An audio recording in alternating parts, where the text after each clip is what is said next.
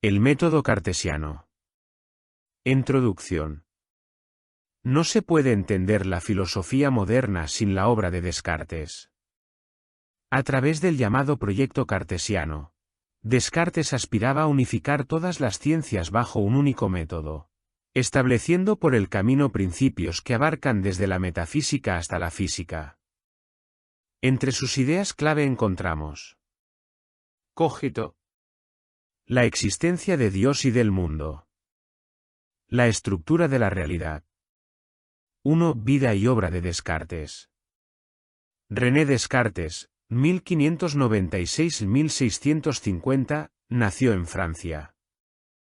Tuvo una educación escolástica con la que no acabó satisfecho, de ahí que hallase su pasión en las matemáticas debido a su certeza y evidencia.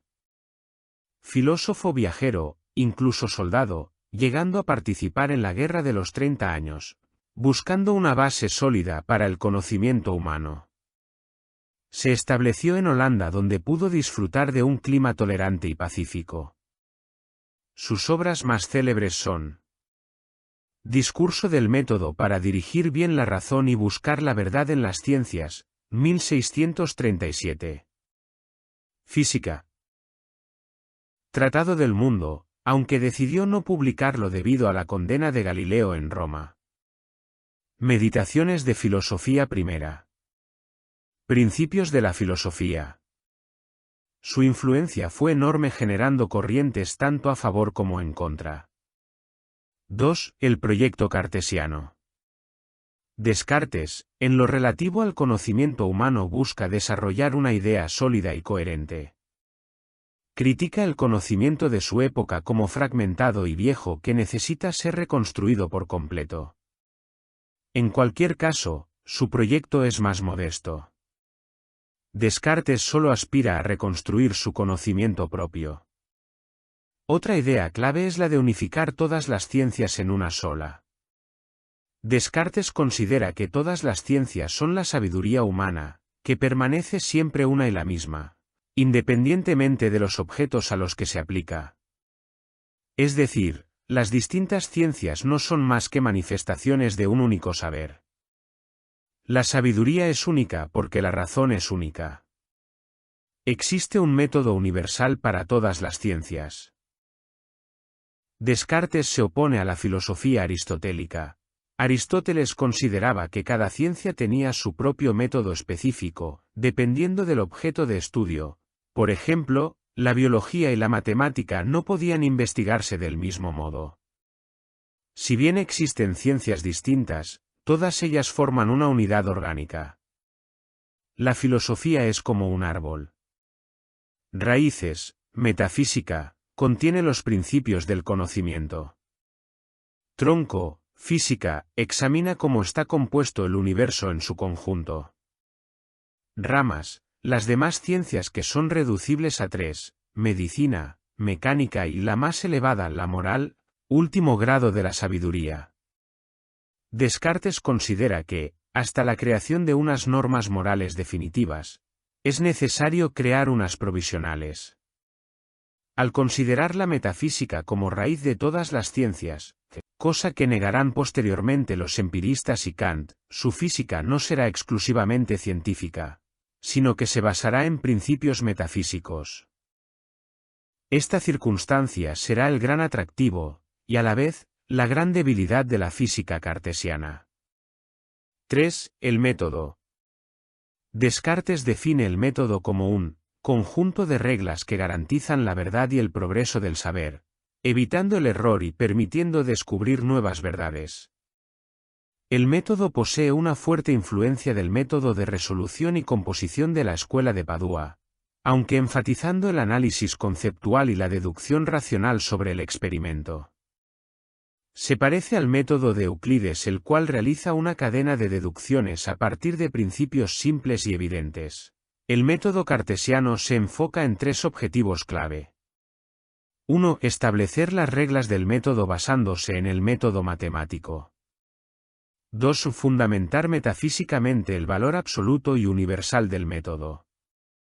3. Demostrar la eficacia del método en todas las ramas del conocimiento. Reglas del método.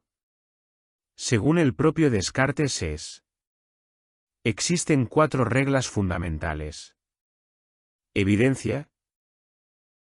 No se acepta nada como verdadero si no se presenta clara y distintamente, de manera que no haya duda. Al entendimiento. Subraya la total confianza en la razón como infalible, aunque alerta de su naturaleza susceptible a desviaciones como los prejuicios o las pasiones. La verdad para Descartes radica en la evidencia intuitiva. Las ideas claras y distintas son intuitivamente evidentes y veraces en sí mismas, no necesitando corresponder con la realidad externa, cogito ergo sum. Análisis. Implica dividir las dificultades o problemas en tantas partes como sea posible para resolverlas mejor. Síntesis. Ordenar los pensamientos de lo más simple a lo más complejo. El proceso de análisis-síntesis indica cómo proceder para alcanzar la verdad. Enumeraciones y revisiones. Hacer enumeraciones, comprobaciones, tan completas y revisiones tan generales que estemos seguros de no omitir nada. Esta regla enfatiza la importancia de las comprobaciones frecuentes para garantizar la validez de todo el proceso anterior. Estas reglas, según el propio filósofo, son cruciales para evitar errores y poder avanzar en el conocimiento. 4. La metafísica.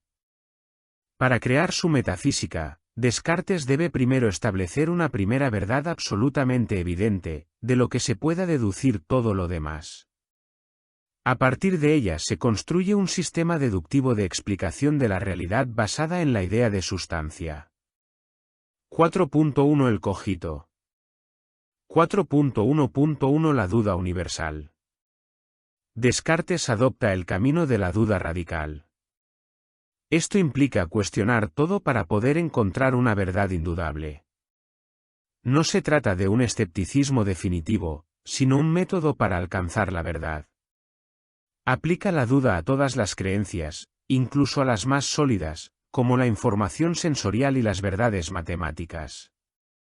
La duda universal plantea la posibilidad de que todo sea falso, incluso la realidad del mundo y las verdades matemáticas. El genio maligno. Descartes introduce la hipótesis del genio maligno, un ente supremamente poderoso que podría engañarnos en todas nuestras percepciones. Así, Descartes comienza un periodo de reflexión hasta que llega a una evidencia indudable: la existencia del propio sujeto pensante. Es decir, el filósofo francés afirma que mientras duda, bien de manera correcta o no, está existiendo. Cogito ergo sum, pienso, luego existo, primer principio absolutamente evidente que no puede ser refutada. El concepto de cogito. El concepto de cogito no era totalmente novedoso, apareciendo en el pensamiento de San Agustín y Campanella. Su innovación radica en el carácter problemático que otorga a toda realidad distinta del yo.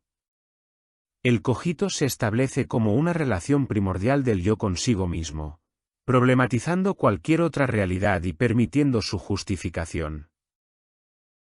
En la formulación cogito, ergo sum, Descartes amplía el significado de pensamiento para abarcar cualquier actividad consciente del espíritu, lo que implica una inherente postura subjetivista del entorno donde la verdad solo se encuentra en el interior del sujeto.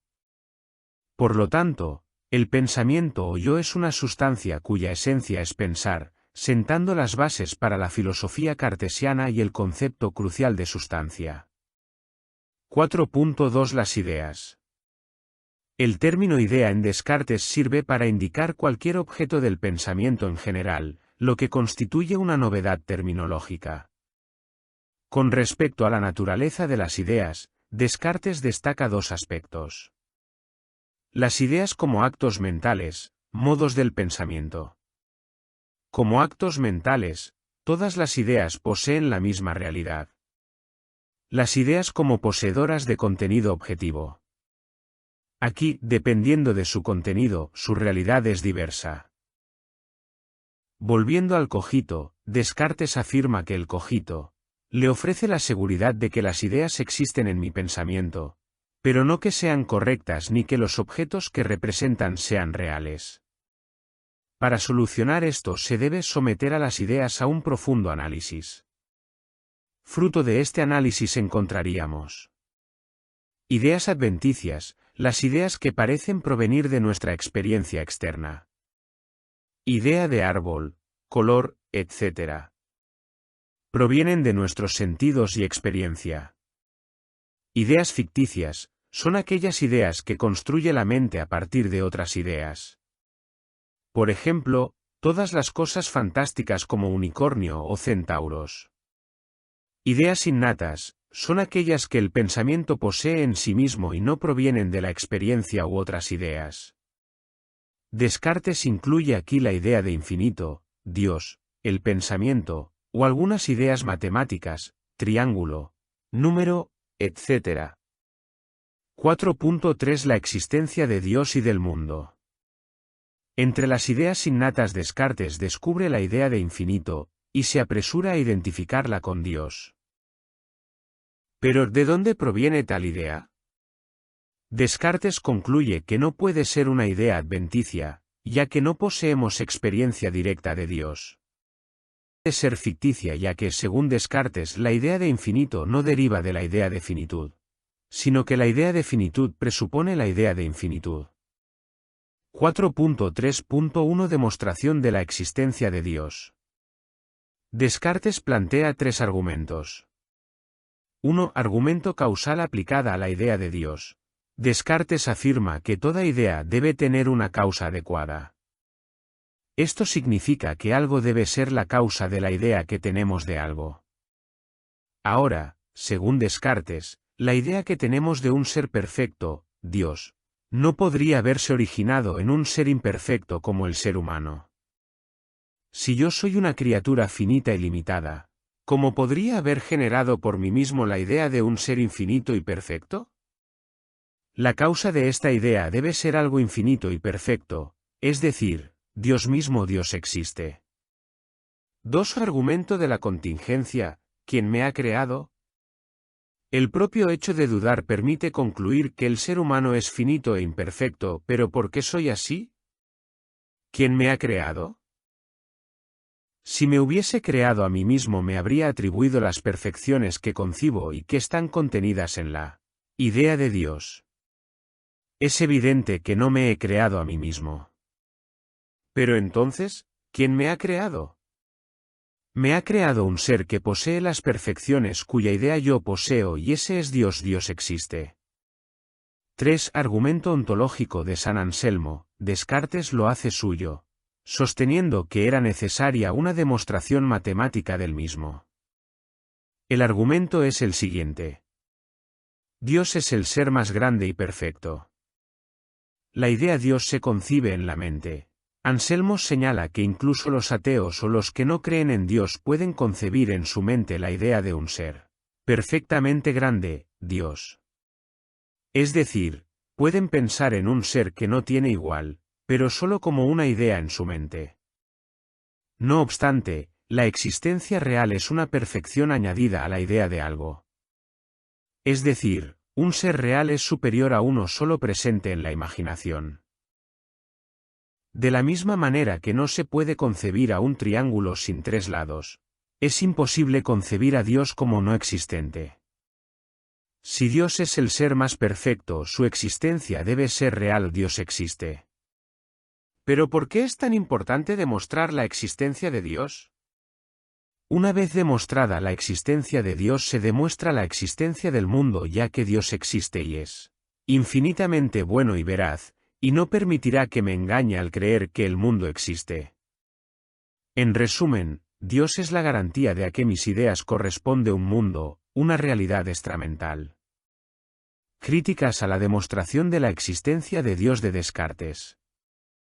Immanuel Kant. Kant criticó el argumento de Descartes, al igual que el de Anselmo, afirmando que la existencia no es una propiedad o perfección.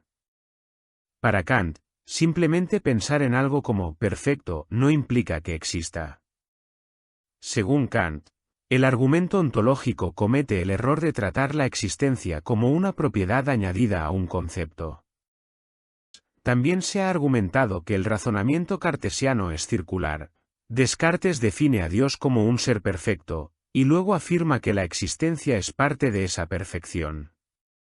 Sin embargo, esto no necesariamente demuestra que exista un ser con esas características. 4.3.2 Cualidades primarias y secundarias. No obstante, Dios no garantiza que a todas mis ideas corresponda una realidad extramental. Dios solo garantiza la existencia de un mundo constituido exclusivamente por las cualidades primarias, a partir de las cuales pueden deducirse la física y las leyes generales del movimiento. ¿Qué es esto de las cualidades? Para Descartes, las cosas no son totalmente tal y como se nos muestran a los sentidos. Algunos rasgos que percibimos en ellas les pertenecen realmente y otros no, puesto que son meramente las sensaciones provocadas en nuestros sentidos por ciertas disposiciones de las cosas físicas mismas. Descartes precisa que los objetos y seres poseen dos tipos de cualidades. Cualidades primarias son aquellas características objetivas de los objetos físicos que existen independientemente de nuestra percepción de ellos. Son dos. La extensión se refiere a los parámetros de longitud, anchura y profundidad y las que dependen de ellas como el tamaño y la figura. El movimiento. Cualidades secundarias son aquellas características que dependen de la percepción humana y no existen en los objetos de manera independiente. Estas cualidades son subjetivas y no pueden medirse ni cuantificarse de manera objetiva, ya que varían según el observador.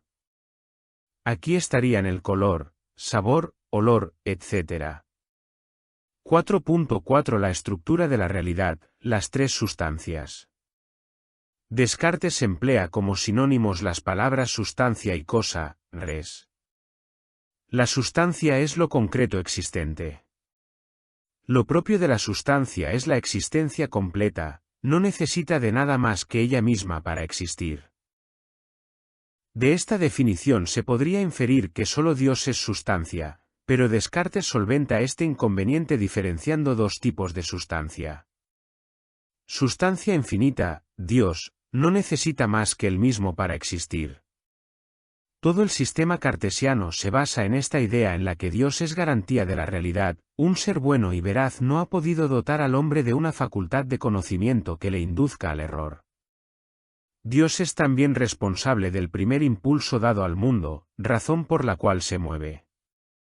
Sustancia finita, almas y cuerpos. Estos solo necesitan a Dios para existir.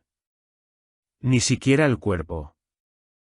Las sustancias se mantienen en la existencia gracias a una creación continua. A cada substancia le corresponde un solo atributo que es la esencia de la sustancia y se identifica con ella. Alma, pensamiento /diagonal cuerpos, extensión. Las diferentes formas en las que está dispuesta la sustancia se llaman modos. Por tanto, sustancia, atributo y modo son los tres conceptos fundamentales de la metafísica cartesiana. 4.4.1 El cuerpo y el alma cartesianos. Descartes posee un concepto dualista, cuerpo y alma, del hombre. Tanto cuerpo como alma son sustancias, no se necesitan mutuamente para existir. Descartes sostiene que, al principio, el hombre es su alma. El alma es pensamiento, sustancia finita cuyo atributo es el pensamiento, juzgar, razonar, querer, imaginar, etc., todos ellos actos conscientes. Es por ello que Descartes llama al alma res cogitans, cosa o sustancia pensante. El cuerpo, no solo humano, no es sino extensión, su único atributo. Los modos propios del cuerpo son figura, movimiento, y su ausencia o reposo. Descartes geometriza el mundo corpóreo, en las famosas coordenadas cartesianas, lo cual será desarrollado en la física cartesiana. El problema de comunicación de las sustancias. Pero si son independientes, ¿cómo se relacionan cuerpo y alma? En su obra Meditaciones metafísicas, no ofrece una solución completamente clara. Para tratar de resolver este problema, Descartes propone que la interacción entre las dos sustancias ocurre en una parte específica del cuerpo, la glándula pineal, que en su época se pensaba que era el centro del alma. Según Descartes, la glándula pineal sería el punto en el que la mente y el cuerpo interactúan. La libertad. Descartes comparte la concepción de la materia de la ciencia clásica, la cual es mecanicista y determinista del mundo materia, en el cual no hay lugar para la libertad. Descartes sostiene que para salvaguardar la libertad, y con ella el conjunto de valores espirituales defendidos por el filósofo francés, solo podría hacerse sustrayendo el alma del mundo material, por lo que la autonomía del alma garantiza la libertad humana. 5. La física. La condena a Galileo hizo que Descartes siempre fuese muy cauteloso en sus escritos hasta el punto que pidió que se tomase su obra como simples hipótesis. Este ficcionalismo le valió a Descartes el sobrenombre de filósofo de la máscara.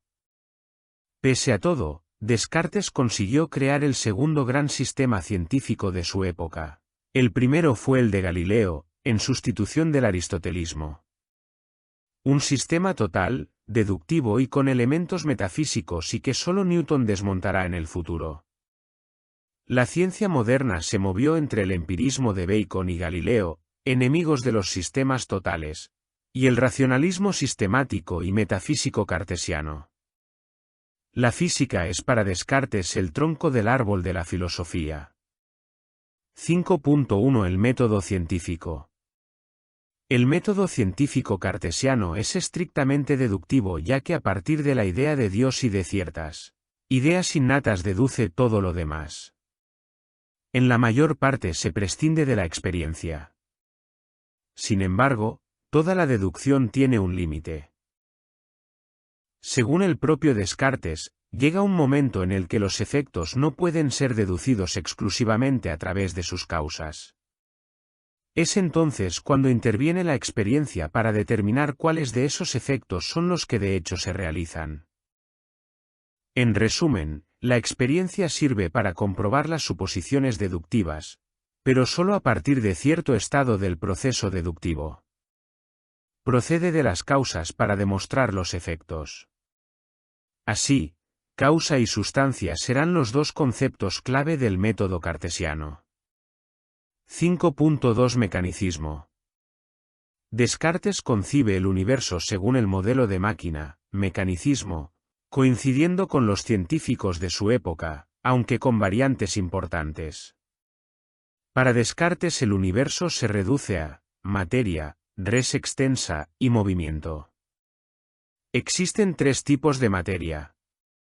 Materia caracterizada por su luminosidad, el Sol y las estrellas.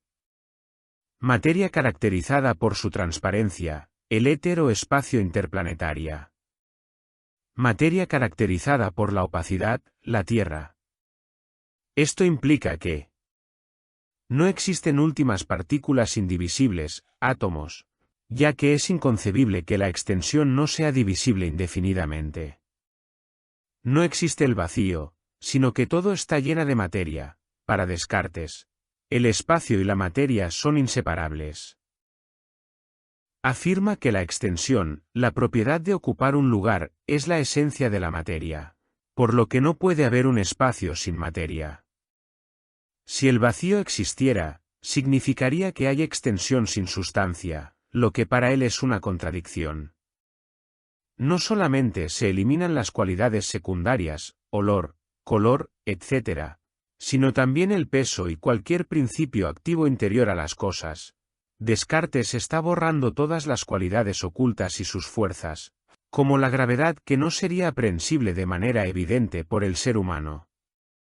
De este modo, todo movimiento se explica por contacto en el interior del espacio lleno, cuyo origen estaría en Dios.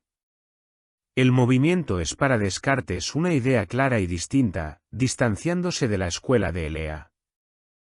Considera oscura y confusa la concepción aristotélica del movimiento porque no es precisa.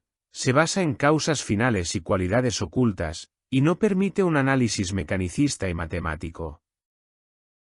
En su lugar, propone una concepción más clara y cuantificable basada en la geometría y la mecánica, lo que sienta las bases de la física moderna. 5.3 Las leyes de la naturaleza y el universo. Con las siguientes premisas.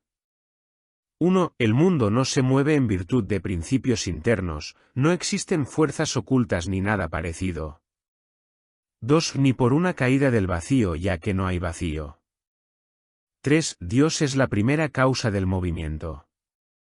4. Dios crea la materia con movimiento y reposo, elementos que conserva siempre. Tal conservación se deduce de la inmutabilidad divina, Dios no cambia y tampoco modifica su obra. De esta inmutabilidad se derivan las tres leyes de naturaleza. Primera ley de la naturaleza: cada cosa permanece en el estado en el que se encuentra, si nada la cambia. Es el principio de inercia. Segunda ley de la naturaleza: todo cuerpo que se mueve tiende a continuar su movimiento en línea recta. Galileo, por el contrario, pensaba que el movimiento perfecto era el circular, lo que le impidió formular el principio de inercia. Tercera ley de la naturaleza: si un cuerpo que se mueve encuentra otro más fuerte que él, no pierde nada de su movimiento, ya que rebota, y si encuentra otro más débil que pueda ser movido por él, pierde tanto movimiento como transmite. Ley de conservación del movimiento: el movimiento no se pierde sino que se transmite. El movimiento en el universo. Puesto que el espacio está lleno de fragmentos de materia, cualquier movimiento de un cuerpo origina el movimiento de los demás. Pero si la segunda ley establece que el movimiento natural es en línea recta, ¿cómo explica el movimiento circular de los planetas y otros cuerpos celestes? Descartes sostiene que el universo está compuesto por un conjunto de torbellinos de materia que se tocan entre sí y son de distintos tamaños. El sistema solar sería un ejemplo de ello y los cometas serían porciones de esa materia que se escapan de ese torbellino. 5.4 Fisiología. Descartes ofrece una explicación mecanicista a los organismos, los cuales son concebidos como máquinas muy complejas. Esto se inspira en el descubrimiento de la circulación sanguínea por William Harvey, 1657, pero considerando que lo que mueve la sangre es el calor vital que reside en el cuerpo y no el corazón. 5.4.1 Los espíritus animales y el sistema nervioso. Descartes explica el movimiento de los miembros del cuerpo mediante el ascenso de los espíritus animales del corazón al cerebro, y de éste, por los nervios a los músculos. Los espíritus animales serían un tipo de fluido sutil que circula por los nervios formado a partir de partículas extremadamente finas y sutiles, producidas en el corazón y distribuidas por los nervios como si fueran un sistema de tuberías.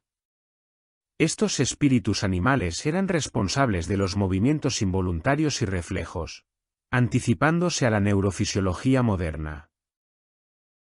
Introdujo la idea de los reflejos, sugiriendo que ciertos movimientos ocurren automáticamente sin necesidad de intervención consciente. Con todo, Descartes rechaza la idea de la necesidad de un alma vegetativa o sensitiva para explicar la vida. Los animales son máquinas. Pero, ¿y el hombre? Como se vio con anterioridad, el hombre sí posee alma, por lo que queda separado del mundo animal.